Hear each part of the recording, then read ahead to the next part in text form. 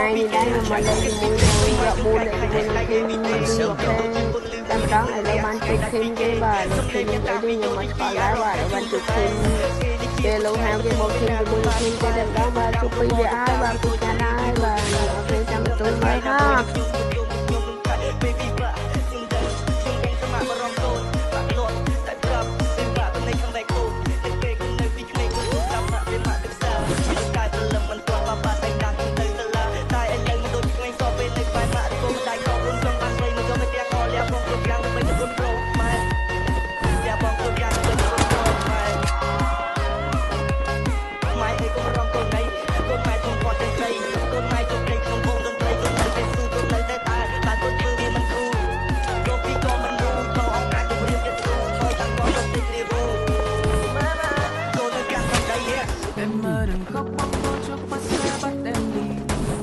em mơ đừng lo, em mơ đừng cho tương lai vụt tắt.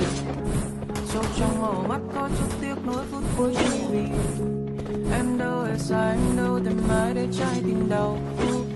Không còn tương lai, em cũng chẳng còn thương ai. Sau bao niềm đau em mong rằng con tim em dừng lại. Nỗi nhớ đã lâu phai nhốt em trong một lâu đài của những cơn đau bất tận.